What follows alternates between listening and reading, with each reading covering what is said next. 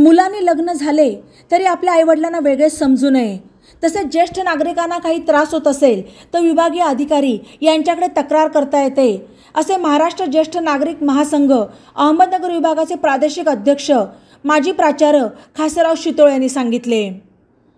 खासेराव शितोळे यांच्या हस्ते श्री नागेश्वर ज्येष्ठ नागरिक सेवा संघ थेरगाव तालुका कर्जत येथे कार्यालयाचे उद्घाटन करण्यात आले, त्यावेळी ते बोलत होते।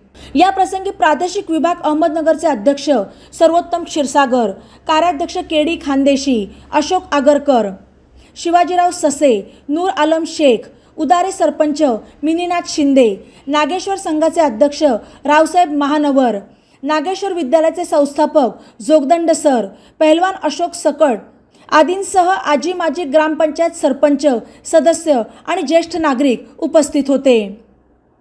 यावेळी कार्याध्यक्ष केडी खानदेशी यांनी ज्येष्ठ नागरिक संघ स्टेशन परिसराच्या वतीने ज्येष्ठ नागरिकांसाठी राबवण्यात येत असलेल्या विविध उपक्रमांची सविस्तर माहिती दिली।